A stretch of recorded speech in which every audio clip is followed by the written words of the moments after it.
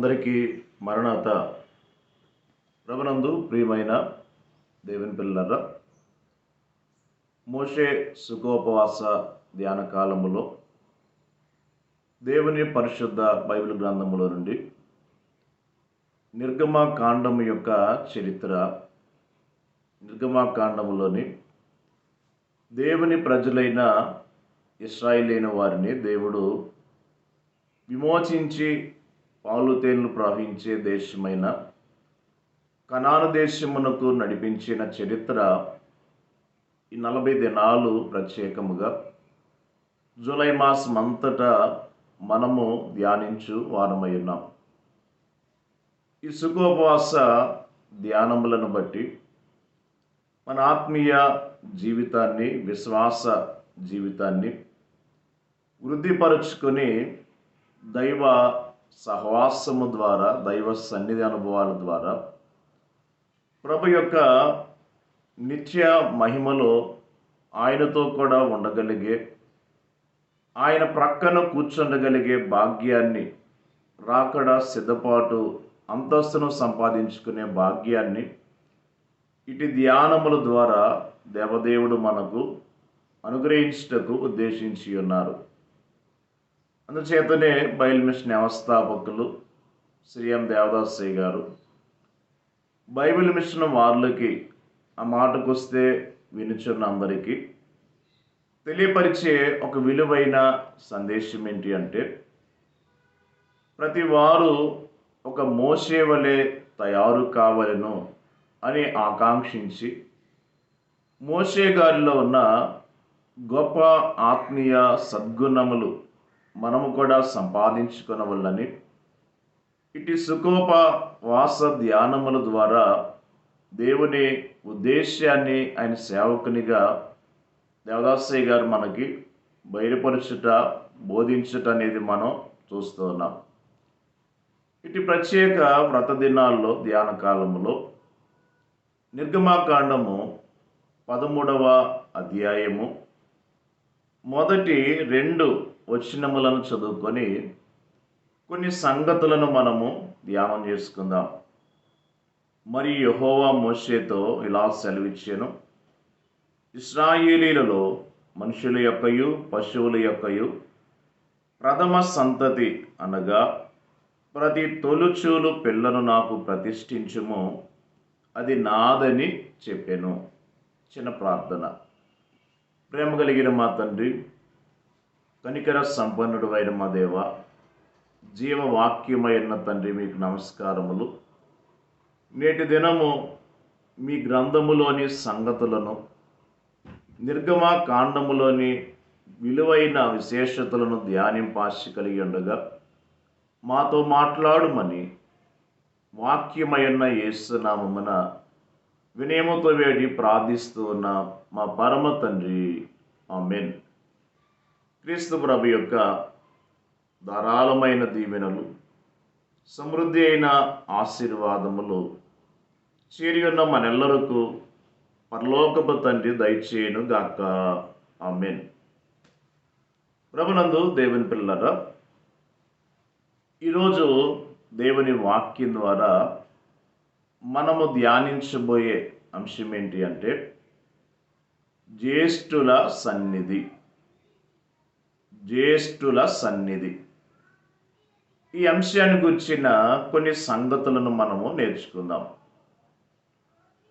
దైవ సన్నిధి అనేది బైబిల్ గ్రంథంలో ఆరంభము నుండి, బైబిల్ గ్రంథ మొట్టమొదటి పేజీ నుండి, ఆదికాండం 1వ అధ్యాయం 1వ వచనము నుండి బైబిల్ గ్రంథం యొక్క చిట్ట చివరి పేజీ ప్రకటన గ్రంథం 22వ అధ్యాయం చివరి వరకు కూడా దేవుడు అనే మాట ఎక్కడైతే కనబడుతుందో, రాయబడి ఉందో, అక్కడ దైవ సన్నిధి అనే మాట మనం అర్థం చేసుకొని ధ్యానించుకోగలిగితే, దేవుడే దైవ సన్నిధి అనే గొప్ప నిర్వచనాన్ని మనం గ్రహించుకోగలిగితే, దైవ సన్నిధి యొక్క ప్రత్యేకతను, విశిష్టతను, దైవ సన్నిధిలో ఉన్న మహిమ స్థితిని మనము గ్రహించుకొని మనమును గొప్ప సన్నిధి పరులుగా మార్చబడగలమనే గొప్ప ఉద్దేశాన్ని ఈ సందర్భంగా మీ అందరికీ జ్ఞాపకం చేస్తూ ఉన్నాను. బైబిల్ మిషన్లో దైవ సన్నిధి దేవుని అనాది ఉద్దేశ్యము అని దేవుని సేవకులు దేవదాసయ్య గారు తెలియపరిచారు. బైబిల్లో ఉన్న దైవ సన్నిధి బైబిల్ గ్రంథములోని భక్తుల జీవితాల్లో కనబడుచున్న దైవ సన్నిధి భూలోకములో ఈ కడవరి కాలములో బైబిల్ మిషన్లో ఉండాలని, బైబిల్ మిషన్ ద్వారా అందరూ ఇట్టి గొప్ప సన్నిధి అభ్యాసము చేయవలనని దేవుని యొక్క ఆశను, ఉద్దేశాన్ని దైవజనులు దేవదాసయ్య గారు తెలియపరిచారు. దైవ సన్నిధి అనగా అనేకమైన ఆత్మీయ అర్థాలు, భావాలు కనబడుచుండగా, దైవ సన్నిధి అనగా దేవుని ఉనికి, దేవుని ముఖము, దేవుని ఎదుట, దేవుని సమక్షము, దేవుని ప్రసన్నత, ఇవన్నీ కూడా దైవ సన్నిధి యొక్క నిర్వచనాలై ఉంటున్నాయి. మరి యొక్క విలువైన మాటను మనం జ్ఞాపకం చేసుకుంటే, దేవుని తలంపు ఎక్కడ ఎప్పుడు మనలోనికి వచ్చినా అక్కడ దైవ సన్నిధి అనుభవాన్ని మనము కలిగి ఉన్నట్లే అనే సత్యాన్ని మనం గ్రహించాలి. అనగా మహాపరిశుద్ధుడైన దేవునిని పరిశుద్ధముగా నీవు తలంచుకోగలిగితే, దేవుని మహిమ తలంపుల చేత నీవు నింపబడితే, అది దైవ సన్నిధి యొక్క అనుభవాన్ని నీకు దయచేయగలదు అనే సత్యమును ఈ సందర్భంగా మీకు జ్ఞాపకం చేస్తూ ఉన్నాను. బైబిల్ గ్రంథములో అనేకమైన భక్తుల జీవితాల్లో ఉన్న సన్నిధి అనుభవాలు కనబడుతున్నాయి. ఈరోజు విశిష్టముగా నిర్గమాకాండములో 13వ అధ్యాయములో మొదటి 2 వచనాలను బట్టి జ్యేష్ఠుల సన్నిధి అనే ఈ క్రొత్త అంశాన్ని మీకు జ్ఞాపకం చేయటానికి, తెలియచేయటానికి దేవుడిచ్చిన ప్రేరేపణ బట్టి మీతో మాట్లాడుతూ ఉన్నాను.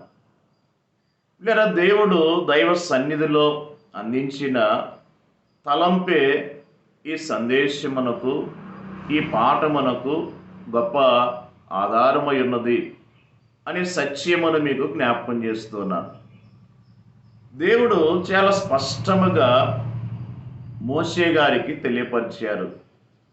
తన ప్రజలైన ఇశ్రాయేలీయుల వారికి ఈ మాటలు చెప్పండి లేక చెప్పు అని దేవుడు మాట్లాడారు. ఏంటి మాటలు అంటే, ఇశ్రాయేలీయుల వారిలో ప్రథమ సంతతి, మనుషులలో నుండి అయినా పశువుల్లో నుండి అయినా మీరు నాకు ప్రతిష్ఠించాలి, అది నాది అని దేవుడు తెలియపరుస్తూ ఉన్నారు. ఈ మాట చాలా ప్రత్యేకమైన మాట. ప్రథమ సంతానమును మనుషుల్లో నుండి దేవుడు కోరుకుంటూ ఉన్నారు. పశువుల్లో నుండి కూడా దేవుడు ప్రతిష్ఠించాలి, నాది అని దేవుడు సెలవిస్తూ ఉన్నారు. అంటే దేవునికి కేవలము మనుషులలో ఒక తల్లి తండ్రి ద్వారా పుట్టిన బిడ్డలలో మొదటి బిడ్డయే దేవునికి ప్రతిష్ఠించాలా, మొదటి బిడ్డలే దేవునికి మహిమ కారణంగా ఉంటారా, తదుపరి జన్మించిన వారు దేవునికి ప్రతిష్ఠించబడవలసిన అవసరం లేదా, వారు దేవుని వారు కాదా అనే ప్రశ్న తప్పక మనలోనికి రావచ్చును. కానీ ఇక్కడ దేవుని గొప్ప నిగూఢమైన సంకల్పాన్ని మనం ఇక్కడ గ్రహించాలి. ఏంటి దేవుని సంకల్పము అని మనం ఆలోచిస్తే, నిర్గమాకాండము 4వ అధ్యాయము 22, 23 వచనాల్లో దేవుడిలా మాట్లాడుతూ ఉన్నారు. అప్పుడు నీవు ఫరోతో, ఇశ్రాయేలు నా కుమారుడు, నా జ్యేష్ఠపుత్రుడు, నన్ను సేవించినట్లు నా కుమారుని పోనిమ్మని నీకు ఆజ్ఞాపించుచున్నాను. వాని పంపనొల్లని ఎడల నేను నీ కుమారుని, నీ జ్యేష్ఠపుత్రుని చంపెదనని యెహోవా సెలవిచ్చుచున్నాడని అతనితో చెప్పుమనెను. దేవుని జనులైన ఇశ్రాయేలీయుల వారిని దేవుడు విడిపించటానికి మోషే గారిని పంపిస్తూ ఉన్నారు. ఇంకా మోషే గారు ఐగుప్తు దేశంలోనికి వెళ్ళలేదు. కానీ దేవుడు మోషే గారికి ఏం చెప్పారు అంటే, మోషే నీవు వెళ్ళి ఫరో రాజుతో మాట్లాడాలి. ఏమని మాట్లాడాలి? ఇశ్రాయేలు నా జ్యేష్ఠపుత్రుడు గనక నా జ్యేష్ఠపుత్రుడు అయిన ఇశ్రాయేలీయులు నన్ను సేవించినట్లు నీ వారిని బయటికి పంపించాలి, బయటికి పోనీయాలి. అలా చేయని పక్షమున నేను నీ జ్యేష్ఠపుత్రుని చంపుతాను అని దేవుడు చెప్పమన్నారు. మరి ఈ మాట మోషే గారు వెళ్ళి ఈ కష్టమైన మాట అలాగూ చెప్తే ఫరో రాజు సామాన్యంగా ఆ మాట తీసుకుంటాడా? లేక ఆ మాటను అర్థం చేసుకుని ఇశ్రాయేలును పోనిస్తాడా? ఇది మనం ఆలోచించాలి. నిర్గమాకాండం 5వ అధ్యాయం 1వ వచనంలో మోషే గారు ఫరో రాజు దగ్గరికి వెళ్ళి మాట్లాడుతున్నారు. ఏమని మాట్లాడుతున్నారు? తరువాత మోషే అహరోనులు వచ్చి ఫరోను చూచి, ఇశ్రాయేలీయుల దేవుడైన యెహోవా అరణ్యములో నాకు ఉత్సవము చేయుటకు నా జనమును పోనిమ్మని ఆజ్ఞాపించుచున్నాడు అనేది. కాబట్టి దేవుడు అంటున్నారు, ఇశ్రాయేలు నా జ్యేష్ఠపుత్రుడు, నా కుమారుని సేవించడాన్ని పంపించు, లేకపోతే నేను నీ జ్యేష్ఠపుత్రుని చంపేస్తానన్నారు. మోషే గారు వెళ్ళి ఏమంటున్నారు? మా దేవుడు చెప్తున్నారు, మా దేవుడు ఆజ్ఞాపించుచున్నాడు, అరణ్యములో ఉత్సవము చేయుటకు నా జనులను పోనిమ్మని ఆజ్ఞాపిస్తున్నాడు అన్నారు. ఎప్పుడైతే మోషే గారు ఈ మాట చెప్పారో వెంటనే ఫరో రాజు యొక్క జవాబు ఏంటంటే, యెహోవా ఎవడు? ఇలా మనం మాట్లాడకూడదు. కానీ దేవునిని ఎంతో ఖండితముగా ఫరో రాజు తృణీకరించుట, ఎంతో కఠినముగా మాట్లాడుట అనేది నిర్గమాకాండం 5వ అధ్యాయం 2-3 వచనాల్లో మనం చదువుతూ ఉంటాం. కాబట్టి దేవుణ్ణి తృణీకరించాడు. నేను యెహోవాను ఎరగను అన్నాడు. నేను మిమ్మలను బయటికి పోనివ్వను అన్నారు. కాబట్టి దేవుడు మోషే గారి ద్వారా ఐగుప్తు దేశములో అద్భుత కార్యములను జరిగించారు. సుమారు 10 తెగుళ్లను ఐగుప్తీయుల మీదకి పంపించారు. ఈ 10 తెగుళ్ళ ద్వారా దేవుడు ఆ దేశమంతటిని పాడు చేయుట, ఆ దేశపు దేవతలకు తీర్పు తీర్చుట, ఫరో రాజుకి తీర్పు తీర్చుట, ఐగుప్తీయులకి తీర్పు తీర్చుట కారణము తన ప్రజలైన ఇశ్రాయేలీయుల వారిని బానిసలుగా వారిని శ్రమ పెట్టారు.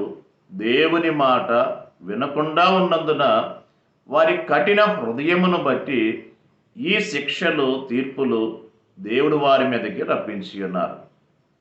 వీళ్ళరా 9 తెగుళ్ళు సంభవించినవి, 9 కార్యాలు చేయబడినవి. అయినా ఫరో రాజు దేవుని మాట వినటం లేదు. అయినా ఫరో యొక్క సేవకులు దేవుని మాట వినటం లేదు. ఇక చివరగా 10వ తెగులు జరగవలసిన కాలం వచ్చినప్పుడు దేవుడు ఇలా తెలియజేయించారు. నిర్గమాకాండం 11వ అధ్యాయం 4వ వచనము నుండి దేవుని పిల్లరా 7వ వచనం వరకు ఈ వాక్యం వచనములలో ఈ మాటలు ఇలాగా రాయబడి ఉన్నాయి. మోషే ఫరోతో ఇట్లనెను, యెహోవా సెలవిచ్చినదేమనగా, మధ్యరాత్రి నేను ఐగుప్తు దేశములోనికి బయలు వెళ్ళెదను. అప్పుడు సింహాసనం మీద కూర్చున్న ఫరో తొలిపిల్ల మొదలుకొని తిరుగలి విసురు దాసి తొలిపిల్ల వరకు ఐగుప్తు దేశమందలి తొలిపిల్లలందరినూ చచ్చెదరు. జంతువులలోనూ తొలిపిల్లలన్నీ చచ్చును. అప్పుడు ఐగుప్తు దేశం అందంతటా మహాఘోష పుట్టును. అట్టి ఘోష అంతకు ముందు పుట్టలేదు, అట్టిది ఇక మీదట పుట్టదు. యెహోవా ఐగుప్తీయులను ఇశ్రాయేలును వేరుపరచునని మీకు తెలియబడినట్లు మనుషుల మీద కానీ జంతువుల మీద కానీ ఇశ్రాయేలీలలో ఎవరి మీదనైనను ఒక కుక్కయు తన నాలుక ఆడించదు. కాబట్టి దేవుడు 9 తెగుళ్ళు వచ్చిన పంపించిన దేవుడు ఊరుకున్నారు. కఠినాత్ములైన ఫరోని అతని జనులను దేవుడు సహించారు. అనగా అర్థం ఏంటి అంటే, వారి మీదకి తెగుళ్ళు వచ్చిన శిక్షలు వచ్చిన దేవుని పిల్లరా, అది కూడా దేవుని కృపే అనే సత్యాన్ని మనం గ్రహించాలి. ఎలా దేవుని కృప అంటే, దేవునికున్న మహాశక్తిని బట్టి, ఆయన మోషే గారికి చెప్పిన మాటను బట్టి ఆ కార్యమును మొదలే దేవుడు చేయలేరా అంటే ఖచ్చితంగా దేవుడు చేయగలరు. కానీ దేవుడు మరి వారిని సిద్ధపరచుచు అంటే తన మాట వినేవారిగా కఠినాత్ములకు కూడా ఒక అవకాశమును, దేవుని ఎరగని వారికి కూడా ఒక గడువును దేవుడిస్తున్నారు అనే సత్యాన్ని మనం గ్రహించాలి. యెహెజ్కేలు గ్రంథము 18వ అధ్యాయము 23వ వచనములో దేవుడు యెహెజ్కేలు గారి ద్వారా మాట్లాడారు. దుష్టులు మరణమునందుట చేత నాకేమాత్రమైన సంతోషం కలుగున, వారు తమ ప్రవర్తన దిద్దుకొని జీవించుటే కదా నాకు సంతోషమని దేవుడు మాట్లాడుతున్న మాట యెహెజ్కేలు గ్రంథం 18వ అధ్యాయం 23వ వచనంలో మనం చూస్తున్నాం. అనగా దేవుని ఉద్దేశం ఏంటి అంటే, ఎంతటి దుష్టులైన, దుర్మార్గులైన, కఠినాత్ములైన, మూర్ఖులైన, క్రూరులైన, హానికరులైన, అసహ్యమైన జీవితం జీవించేవారైనా దేవుడు అందరికీ అవకాశాన్ని ఇస్తున్నారు. పిల్లరా, దేవుడు అందరికీ గడువు అనేది దయచేస్తూ ఉన్నారు. ఎందుకు ఈ గడువు అవకాశం అంటే, దుష్టుడు తన ప్రవర్తన దిద్దుకొని జీవించాలి. దేవునికి సంతోషము ఈ లోకములో ప్రతి మానవుడు తన జీవితాన్ని, ప్రవర్తనని మార్చుకొని మారు మనసు రక్షణ పొంది దేవునికి మహిమ తెచ్చేవారిగా ఉండాలి. ఇది దేవుని యొక్క సంకల్పం అనే సత్యాన్ని వాక్యము ద్వారా మనము జ్ఞాపకము చేయబడుతున్నాం. కాబట్టి దేవుని పిల్లరా, మరి దేవుడు ఈ యొక్క వాక్యములో తెలియచేసినట్లుగా మరి ఐగుప్తీయులకు కూడా ఆ యొక్క శిక్షలు, తెగుళ్ళు అనేవి ఒక కృపాకాలముగానే వారు ఎంచి దేవుని తట్టు తిరగవలసిన వారై ఉన్నారు. వాక్యం వినుచున్న మనము కూడా గమనించాల్సింది ఏంటి అంటే, కొందరిని చూచినప్పుడు, కొందరి ప్రవర్తనను, ఆలోచన చూచినప్పుడు దేవుడు ఎందుకు ఇలాంటి వారికి ఇంకా అవకాశం ఇస్తున్నారు, ఇలాంటి వారిని దేవుడు ఎందుకు శిక్షించటం లేదు, ఎందుకు వారు చేసిన దోషానికి తగిన ప్రతిఫలము దేవుడు ఇచ్చటం లేదు అనే ప్రశ్నలు సహజంగా మానవులుగా మనలోనికి వస్తూ ఉంటాయి. కానీ దేవుడు ప్రేమ కలిగిన వారు గనక ఎంతటి భయంకరమైన మనిషికైనా గడువివ్వాలి అనేది దేవుని సంకల్పం గనక ఆయన దీర్ఘశాంతమును బట్టి ఆయన సహించుచు మానవులు కూడా మారు మనస్సు పొందటానికి, రక్షణ పొందటానికి ఆయన గడువు దయచేస్తూ ఉన్నారు. లేదా దేవుని ఆత్మ నరులతో ఎల్లప్పుడూ వాదించదు. అలా వాదించిన జీవాత్మ దేవుని మూలముగా క్షీణించునని వాక్యములో యెషయా ప్రవక్త తెలియజేసిన మాట ఈ సందర్భంగా మనము జ్ఞాపకం చేసుకునవలసిన వారమై ఉన్నాం. అందుచేత ఐగుప్తులకి 9 అవకాశములు ఇచ్చారు దేవుడు. వారు దేవుని మాట విని దేవుని ప్రజలను బయటికి పంపించటానికి. అయితే 9 అవకాశములు ఇచ్చిన వారు సద్వినియోగం చేసుకోలేకపోయారు కనుక ఇక చివరగా 10వ తెగులుగా, 10వ కార్యముగా ఐగుప్తీయుల ప్రథమ సంతతి హతము చేయబడే ఆ యొక్క తెగులను, శిక్షను దేవుడు వారి మీదకి రప్పిస్తున్నారు. పిల్లరా దైవజనులు దేవదాసయ్య గారు మరి తెలియజేసిన ఒక మాట, రాతల్లో ఉన్న ఒక సంగతి ఈ సందర్భంగా మీకు చెప్తూ ఉన్నాను. ఏంటి ఆ మాట అంటే, ఎవరైతే దేవుని మాట వినరో ఆ మాట వినని వారికి ఏమేముండవు అంటే, దైవజనులు 4 సంగతులు జ్ఞాపకం చేశారు, 4 విషయాలను తెలియజేశారు. మొదటిది భక్తి, రెండవది భుక్తి, మూడవది శక్తి, నాలుగవది ముక్తి. భక్తి, భుక్తి, శక్తి, ముక్తి, ఈ 4 విషయాలు వారికి ఉండవు అని జ్ఞాపకం చేశారు. అంటే కఠినాత్ములుగా ఈరోజు మార్చబడుతున్న మనుషులారా, దేవుని మాట వినటానికి ఇప్పటికైనా దేవుని తట్టు తిరగండి. తిరగలేదా? ఆ రోజు ఐగుప్తీయులకు దేవుడు బుద్ధి చెప్పినట్లుగా బైబిల్ చరిత్ర సాక్ష్యమిస్తూ ఉండగా, దేవునికి ఎదురాడే వారికి ఈ 4 విషయములను దేవుడు వారికి సంభవింపకుండా, అనగా వారిలో నుండి దేవుడు తొలగిస్తారు అనే సత్యాన్ని మనం గ్రహించవలసిన వారమై ఉన్నాం. వీళ్ళరా, ఈ మాట మోషే గారు చెప్పారు. దేవుడు ఇంకో మాట అంటున్నారు, నిర్గమాకాండం 11వ అధ్యాయం 7వ వచనంలో, నేను ఇశ్రాయేలీలను వేరు చేసేదను. కాబట్టి ఈ శిక్ష కాలములో, ఈ యొక్క తెగులు కాలములో దేవుడు ఇశ్రాయేలీలను వేరు చేస్తున్నారు. వారికైనా వారి పశువుల మీదకైనా మరణము రాకుండా దేవుడు తప్పించుట దేవుని అద్భుతమైన కృప అనే సంగతి మనము నేర్చుకోవలసిన వారమై ఉన్నాం. నిర్గమాకాండం 12వ అధ్యాయం 21వ వచనం నుండి 31వ వచనం వరకు ఉన్న వాక్యాన్ని చూడగలిగితే, అలా దేవుడు చెప్పినట్లుగానే దేవుడు ఇశ్రాయేలీయులైన వారికి పస్కా పశువును గూర్చిన ఏర్పాటు దేవుడు గావించారు. పస్కా అనగా దాటి పోవుట అని అర్థం. కాబట్టి దేవుడు, ఈ ప్రజలు పస్కా గొర్రెపిల్లను వధించి ఆ గొర్రెపిల్ల యొక్క రక్తాన్ని వారి యొక్క ఇండ్ల ద్వారబంధానికి 2 నిలువ కమ్ములకును ఒక అడ్డకమ్మికిని వారు పూశారు. ఎప్పుడైతే ఆ రక్తం పోయబడిందో, నిర్గమాకాండం 12వ అధ్యాయం 23వ వచనం నుండి వాక్యం మీరు చూస్తే, ఆ రాత్రి సంహారక దూత దేవుని పిల్లరా ఐగుప్తు దేశములో సంచరించి ఎవరి ఇండ్ల ద్వారబంధాలకి రక్తము గురుతోందో ఆ ఇంటిని దాటి వెళ్ళారు. ఎవరి ఇండ్ల ద్వారబంధాలకి రక్తపు గుర్తు లేదో ఆ ఇంటిలో ప్రవేశించి వారి ప్రథమ సంతతిని హతము చేయుట బైబిల్ గ్రంథమును బట్టి మనం చూస్తూ ఉన్నాం.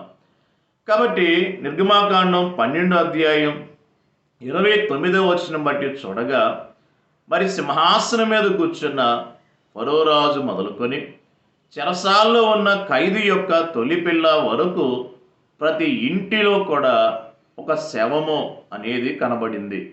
మరి ఆ రాత్రి ఐగుప్తీయులు లేచి చూసినప్పుడు శవము లేని ఇల్లు ఒక్కటైనా వారికి కనబడలేదు అని మరి బైబిల్లో స్పష్టంగా రాయటం అనేది మనం చూడగలుగుతున్నాం. కనుక దేవుడు తాను చెప్పిన మాట నెరవేర్చుకున్నారు. లేదా ఇశ్రాయేలు నా జ్యేష్ఠపుత్రుడు కాబట్టి నా జ్యేష్ఠపుత్రుడు నన్ను సేవించినట్లు నీవు బయటకు పంపించాలి, లేని ఎడల నేను నీ జ్యేష్ఠపుత్రుని చంపేస్తాను అన్నారు. కాబట్టి దేవుని మాటలు ఎంత అక్షర సత్యమో ఈ మాట ద్వారా మనం జ్ఞాపకం చేసుకోవలసిన వారమై ఉన్నాం. కాబట్టి ఆ రోజు ఐగుప్తీయుల ప్రథమ సంతానం హతము చేయబడినప్పుడు ఇశ్రాయేలు యొక్క ప్రథమ సంతానం కాపాడబడింది, విమోచింపబడింది, భద్రపరచబడి ఉన్నది. అందుచేత తాను భద్రపరిచిన ఆ ప్రథమ సంతానమును, తొలిచూలు సంతతిని దేవుడు అంటున్నారు, నాకు ప్రతిష్ఠించాలి, అది నాది అని దేవుడు స్పష్టంగా తెలియచేయటం అనేది మనము వాక్యం ద్వారా చూస్తున్నాం. అందుచేత ఇశ్రాయేలీయులైన వారు వారి ప్రథమ సంతానము మగబిడ్డ జన్మించినప్పుడు ఆ బిడ్డను దేవునికి ప్రతిష్ఠించి వెల ఇచ్చి విడిపించుకునేవారు. పవిత్రమైన జంతువులైతే దేవునికి ప్రతిష్ఠించి బలిగా అర్పించేవారు.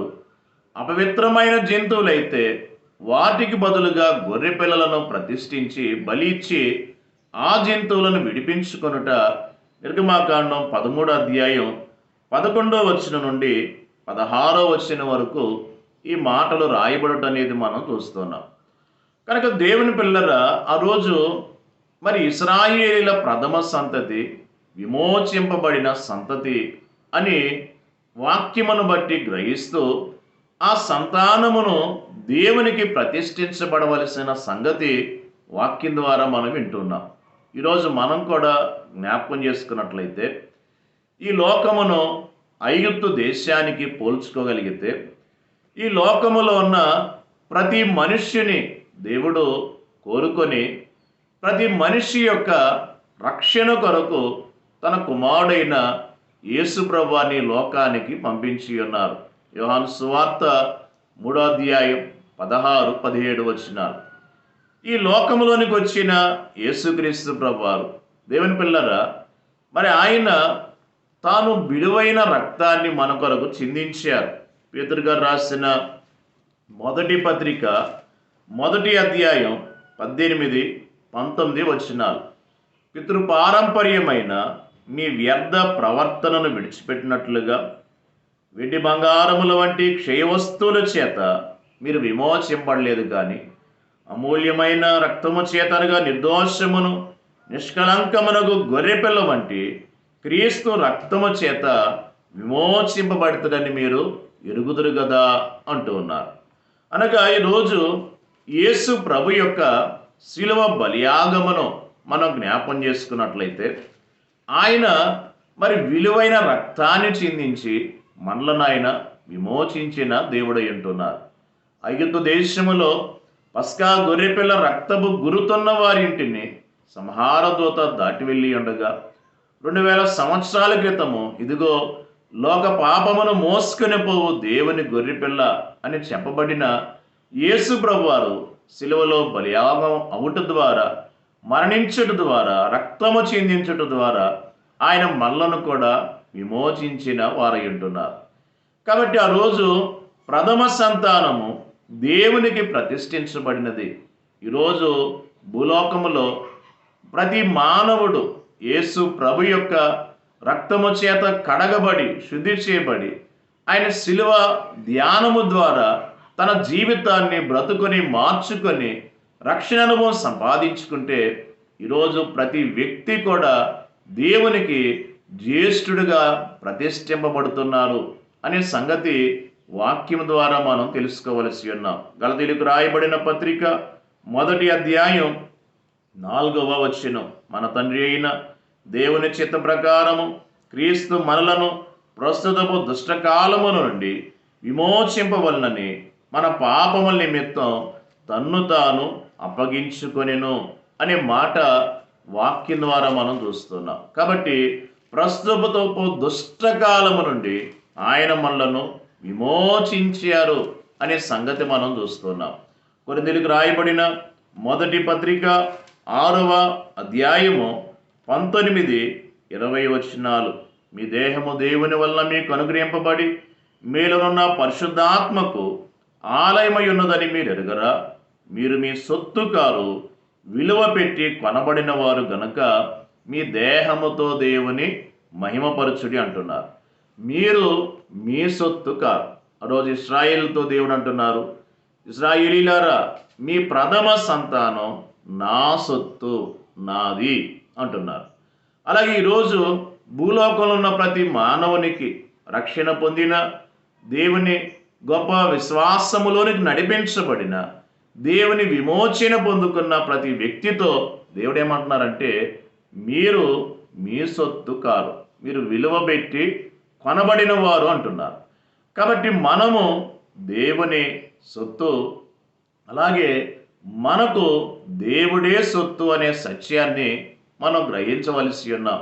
దైవజనులు దేవదాసయ్య గారితో ప్రభు రాయించిన పాటలో మనోవిచారం కూడదనే కీర్తనలు అన్నారు.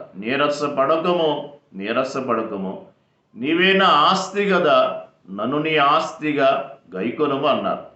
కాబట్టి మనకు దేవుడే ఆస్తి, అలాగే దేవునికి మనమే ఆస్తి.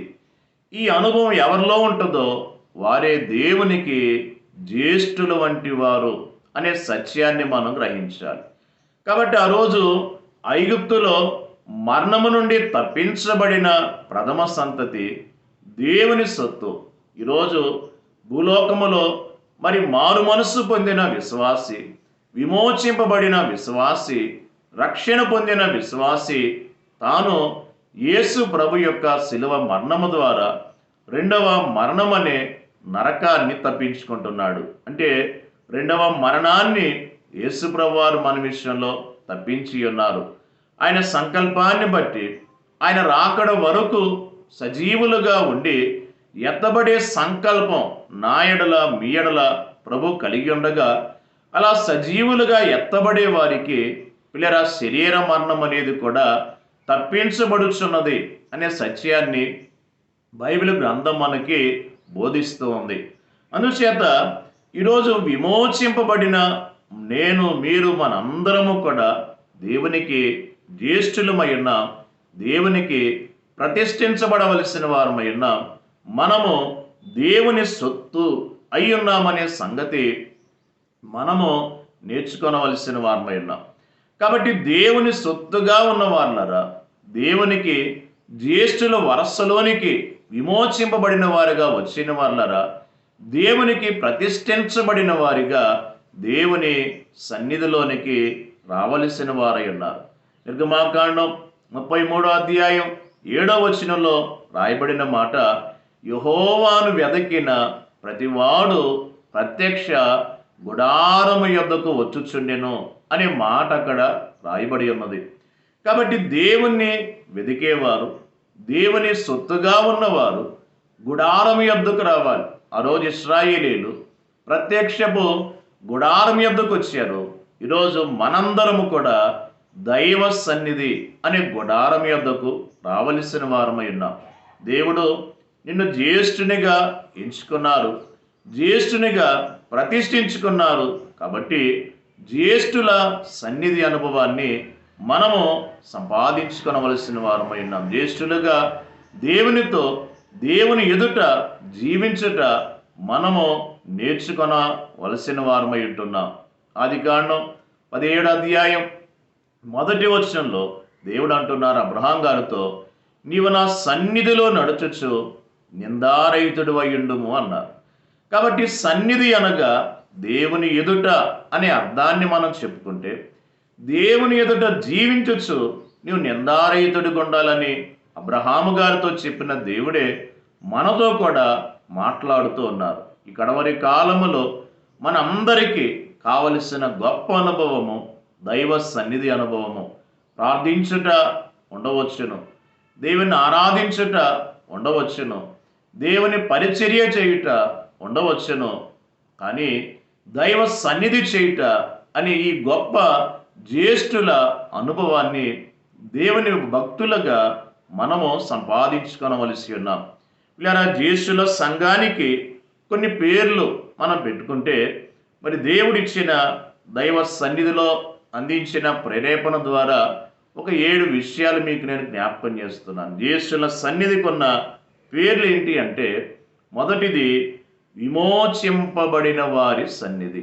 నిర్గమాకాండములో ఉన్న విషయాలను బట్టి మనము జ్ఞాపకము చేసుకొనవలసి ఉన్నాం. విమోచింపబడిన వారి సన్నిధి. రెండవది ప్రతిష్ఠించబడిన సన్నిధి. నిర్గమాకాండం 13వ అధ్యాయం 2వ వచనం. మూడవది ఇంకా ప్రత్యేకమైన మాట, నాది అని చెప్పిన సన్నిధి. దేవుడు అంటున్నారు ప్రథమ సంతతి నాది. అంటే ఎవరైతే దైవ సన్నిధిలోనికి వస్తారో, దైవ సన్నిధి చేవారై ఉన్నారో పిల్లరా, వారిని దేవుడు అంటున్నారు నాది, నా వారే, నాకు చెందిన వారే అని దేవుడు మాట్లాడుతున్నారనే సత్యాన్ని మనం ఇక్కడ గ్రహించుకొనవలసిన వారమై ఉంటున్నాం. కాబట్టి నాది అని చెప్పిన సన్నిధి. ఆదికాండం 49వ అధ్యాయములో 2-3 వచనాల్లో కొన్ని ప్రత్యేకమైన మాటలు దేవుడు రాయించారు. ఆదికాండం 49వ అధ్యాయం 2-3 వచనాలు. యాకోబు కుమారులారా, కూడి వచ్చి ఆలకించుడి, మీ తండ్రి అయిన ఇశ్రాయేలు మాట వినుడి. రూబేను, నీవు నా పెద్ద కుమారుడువు, నా శక్తియు, నా బలము యొక్క ప్రథమ ఫలమును, ఔన్నత్యాతిశయమును, బలాతిశయమును నీవే. ఇక్కడ ప్రథమ కుమారుడు అనే మాట యాకోబు గారు మాట్లాడిన మాటను బట్టి మీకు జ్ఞాపకం చేస్తున్నాను. క్లియరా? ఇక్కడ 4 విషయాలు ఉన్నాయి. ఏంటి అంటే శక్తిగల సన్నిధి, ఇది 4వ మాట. జ్యేష్ఠుల సన్నిధికి ఉన్న పేరు శక్తిగల సన్నిధి. 5వది బలము గల సన్నిధి, దేవుని బలము గల సన్నిధి. 6వది ఔన్నత్యాతిశయ సన్నిధి, అంటే ఈ జ్యేష్ఠుల సన్నిధిలో ఏముంది? ఔన్నత్యాతిశయం ఉంది. 7వది బలాతిశయ సన్నిధి, అనగా బలము అతిశయము కలిగిన సన్నిధిగా ఈ జ్యేష్ఠుల సన్నిధి ఉన్నట్లుగా వాక్యం ద్వారా మనము గ్రహించవలసిన వారమై ఉన్నాం. కాబట్టి భూలోకములో దేవుని పిల్లరా మొదటి వారిగా ఉండాలనే ఆశ, ఆకాంక్ష చాలామంది కలిగి ఉంటారు. అయితే దేవునిలో దేవుని సన్నిధానము సంపాదించుకుంటే ఈ మొదటి స్థితి దేవుని బట్టి మనము కలిగించుకునే, లేక ఈ అభాగ్యాన్ని సంపాదించుకునే వారమై ఉంటూ ఉన్నాం. బైబిల్ మిషన్ ఈరోజు మనం జ్ఞాపకం చేసుకుంటే దైవ సన్నిధి ద్వారా, జ్యేష్ఠుల సన్నిధి ద్వారా దేవుని బిడ్డలారా బైబిల్ మిషనే ఉన్నతమైన ఏర్పాటును అందుకునే కృప దేవుడు అనుగ్రహిస్తూ ఉన్నారు. బైబిల్ మిషన్ అని చెప్పుకుంటే ఖచ్చితంగా దైవ సన్నిధి అనుభవాన్ని మనము కలిగి ఉండవలసిన వారమై ఉన్నాం. కాబట్టి బైబిల్ మిషన్లో మరి ఈరోజు బహిరంగికముగా, అంతరంగికముగా, ప్రబలముగా కనబడుచున్న దైవ సన్నిధి అనగా దేవునితో సహవాసం, దినమునకు 1 గంటైన దేవునితో గడిపే ఏర్పాటును కలిగి ఉండాలనే విషయాన్ని వాక్యం ద్వారా దైవ సేవకునిగా మీకు జ్ఞాపకం చేస్తున్నాను. వీళ్ళరా బైబిల్ గ్రంథములో ఒక 2 జ్యేష్ఠులను జ్ఞాపకం చేసుకుందాం. వారు 2 ఎలా సన్నిధానం కలిగి ఉన్నారో జ్ఞాపకం చేసుకుందాం. వాక్యాన్ని బట్టి చూస్తే పాత నిబంధనలో ఒక వ్యక్తి యోసేపు గారు. ఆదికాండంలో 37వ అధ్యాయములో మరి 37వ అధ్యాయము 2-3 వచనాల్లో ఈ మాటలు మనకి యోసేపు గారిని గురించి రాయబడిన మాటలు మనకి కనబడుతున్నాయి. లేదా యోసేపు గారు ఎలా జ్యేష్ఠుడు అంటే యాకోబునకు రాహేలునకు పుట్టిన మొదటి కుమారుడు యోసేపు గారు. యోసేపు అనగా అభివృద్ధి అనే సంగతి మనము ఎరిగి ఉన్నాం. అయితే యోసేపు గారు కలిగిన గొప్ప అంతస్తు ఏంటి అంటే దైవ సన్నిధి అంతస్తు.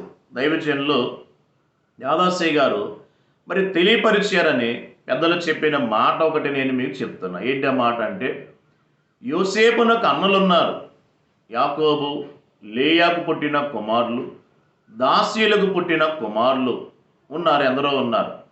అయితే దైవజనులు చెప్తున్నారంట, అన్నలు లోకములో తిరిగి అల్లరి నేర్చుకున్నారు, యోసేపు తండ్రి యొద్ద కూర్చొని సన్నిధి నేర్చుకున్నారు అన్నారంట.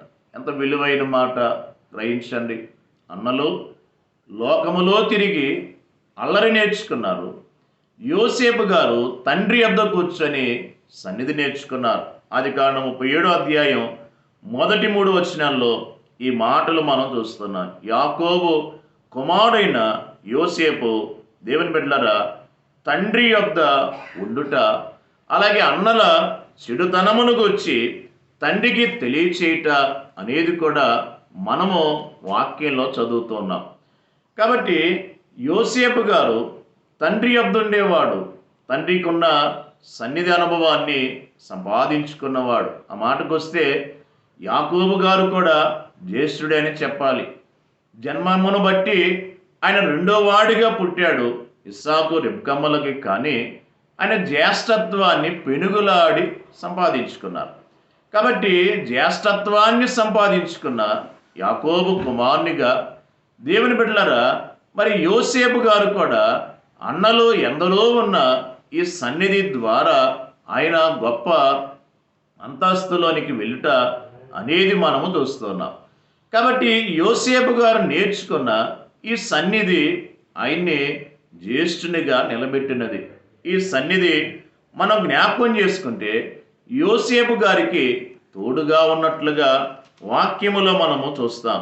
ఆదికాండం 39వ అధ్యాయములో మనం చూస్తే పోతీఫర ఇంటిలో యోసేపు గారు ఉన్నప్పుడు దేవుడు తోడుగా ఉన్నారు. దేవుని సన్నిధి తోడుగా ఉంది. ఆయన చెరసాల్లో వేసినప్పుడు దేవుని పిల్లరా దేవుడు తోడుగా ఉన్నారు. దేవుని సన్నిధి ఆయనకి తోడుగా ఉంది. ఐగుప్తు దేశములో కలల భావం చెప్పి ఆ దేశములో గొప్ప అధికారిగా ఉన్నప్పుడు దేవుడు తోడుగా ఉన్నారు. ఆయన సన్నిధి యోసేపు గారికి తోడుగా ఉన్నదనే సత్యము మనము గ్రహించవలసిన వారమై ఉన్నాం. కాబట్టి ఆ సన్నిధి అనుభవాన్ని యోసేపు గారు పోగొట్టుకోలేరు. ఆయన్ని భాషరాని దేశములో బానిసగా అమ్మివేసిన, నిష్కారణముగా చెరసాల్లో వేయబడిన ఆయన ఆ దేశము యొక్క ఆచారాలు నేర్చుకోలేదు, కానీ తండ్రి యొద్ద నేర్చుకున్న దైవ సన్నిధిని కాపాడుకున్నారు. ఈ అనుభవాన్ని కాపాడుకున్నారు. ఆ దేశంలో గొప్ప అధికారి అయ్యారు. కరువు కాలములో దేవుని పిల్లరా యోసేపు గారు తన తండ్రిని, తన తండ్రి ఇంటి వారిని, అలాగే అన్నదమ్ములను కూడా కరువు కాలములో కాపాడుటనేది వాక్యంలో మనం చూస్తాం. ఆ కాలములో మరి భూలోకములో ఉన్న అందరినీ మరి కరువు నుండి రక్షించిన రక్షకునిగా యోసేపు గారు కనపడుతున్నారు. సన్నిధి, జ్యేష్ఠుల సన్నిధి అనుభవం ఎంత అంతస్తులోనికి యోసేపు గారిని తీసుకువెళ్ళిందో మనము గ్రహించవలసిన వారమై ఉంటూ ఉన్నాం. వీళ్ళరా క్రొత్త నిబంధనలో మరి ఒక్కరిని చూస్తే యేసుక్రీస్తు ప్రభువారు లూకా సువార్త 2వ అధ్యాయం 6-7 వచనాలు మనం చూస్తే మనం విరిగిన మాటలే మరియమ్మ గారికి తొలిచూలు కుమారునిగా యేసు ప్రభువారు జన్మించిన వారై ఉన్నారు. కాబట్టి జ్యేష్ఠుడిగా యేసు ప్రభువారు జన్మించి ఈ లోకములో మానవునిగా జీవించిన కాలములోనే ఆయన తండ్రితో గొప్ప సహవాస సంబంధాన్ని కలిగించుకుని వారై ఉన్నారు. మార్కు సువార్త 1వ అధ్యాయం 35వ వచనం, ఆయన పెందల కడనే లేచి ఇంకను చాలా చీకటిగా ఉండగానే బయలుదేరి అరణ్య ప్రదేశమునికి వెళ్ళి అక్కడ ప్రార్థన చేయుచుండెను. కాబట్టి యేసు ప్రభువారు ప్రతిరోజు పెందల కడనే లేచి అరణ్యానికి వెళ్ళేవారు. లేదా ఎందుకు వెళ్ళేవారు అంటే తండ్రితో సహవాసాన్ని చేయడానికి, తండ్రి ఎదుట జీవించడానికి. యెషయా గ్రంథం 53వ అధ్యాయం 2వ వచనం, లేత మొక్కవలెను, ఎండిన భూమిలో మొలిచిన మొక్కవలెను అతడు ఆయన ఎదుట పెరిగిన. ఎంత చక్కని మాట. కాబట్టి యేసు ప్రభువారు ఎవరి ఎదుట పెరిగారు?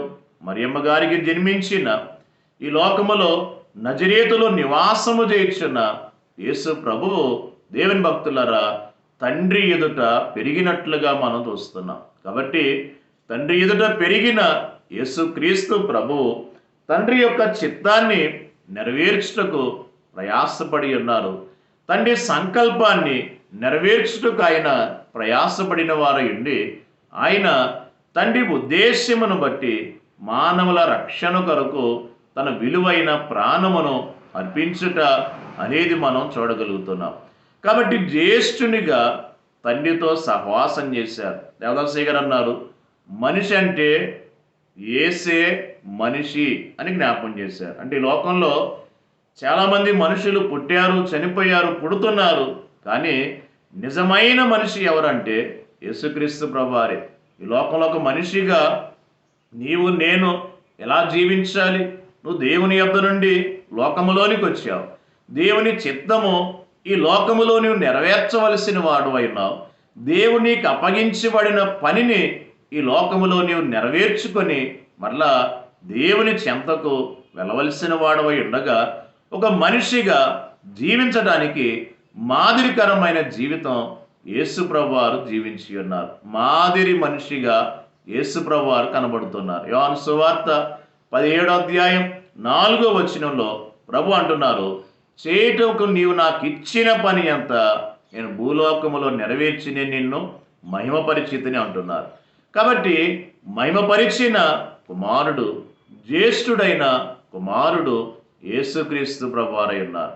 తండ్రికి ఏకైక కుమారుడు, జనతైక కుమారుడు, మరియమ్మ గారికి తొలిచూలు సంతానం యేసు ప్రభువారు కూడా జ్యేష్ఠుల సన్నిధి చేసినట్లుగా మనం అర్థం చేసుకోవలసి ఉన్నాం. ఈ సన్నిధి ద్వారానే తండ్రి ఆయనను పిల్లరా గణపరచుచు, ఇదిగో ఈయనైనా ప్రియకుమారుడు, ఈయన యందు నేను ఆనందిస్తున్నాను అంటున్నారు. అలాగే ఈయన మాట వినుడని రూపాంతర కొండ మీద శిష్యులైన వారికి తెలియపరుస్తున్నారు.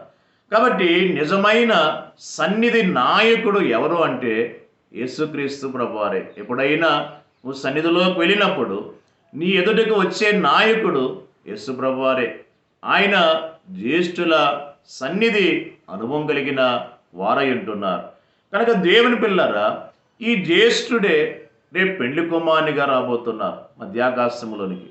భూలోకములో నేను, నీవు, మనము కూడా ఈ జ్యేష్ఠుల అనుభవం కలిగి సన్నిధిలో సిద్ధపాటు కలిగి ఉండగలిగిన వారం అయితే పిల్లరా, మనమును పెళ్లి కుమార్తెగా ఆయత్తపడి జ్యేష్ఠుడైన ప్రభుని కలుసుకునే జ్యేష్ఠుల సంగముగా మార్చబడి వారమై ఉన్నాం.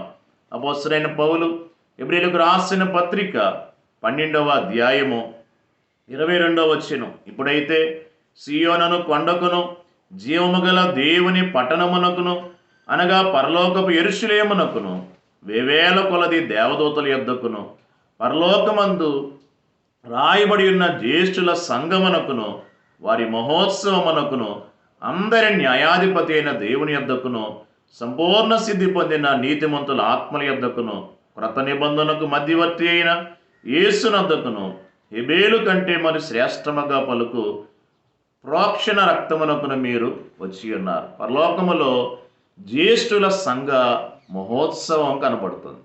కాబట్టి జ్యేష్ఠుల సన్నిధిలోనికి వచ్చి జ్యేష్ఠుడైన ప్రభుతో సహవాసం చేస్తే రేపు పరలోకములో నూతన యెరూషలేములో ఆ జ్యేష్ఠుల సంఘము యొక్క మహోత్సవములో మనం పాల్గొను భాగ్యము, ఆ మహోత్సవములో ప్రభుతో ఉండే గొప్ప ఆధిక్యత ప్రభు మనకు దయచేవారై ఉంటున్నారు. కనుక వాక్యమెనుచున్న వాళ్ళ దైవ సన్నిధి నిర్లక్ష్యం చేయొద్దు. సన్నిధి సహవాసం దినమునకు ఒక గంట దేవునితో సహవాసం కలిగి దేవునితో గొప్ప అనుబంధాన్ని సంపాదించుకుందాం. జ్యేష్ఠుల సన్నిధి అనుభవం ద్వారా అట్టి గొప్ప ఆశీర్వాదం పొందుకుందాం. అట్టి కృప పరలోకపు తండ్రి మనందరికీ దయచేయును గాక. ఆమేన్. దయగలిగిన మా తండ్రి, ఈ కొద్ది మాటలు మా అందరి హృదయాంతరంలో భద్రపరిచి స్థిరపరిచి దైవాశీర్వాదం ఇమ్మని, జ్యేష్ఠుల సన్నిధి అభ్యాసం మాకు నేర్పించమని జ్యేష్ఠుడైన సన్నిధి నాయకుడైన యేసునామమును అడిగి ప్రార్థించుచున్నాం పరమ తండ్రి. ఆమేన్. అందరికీ మరణాత.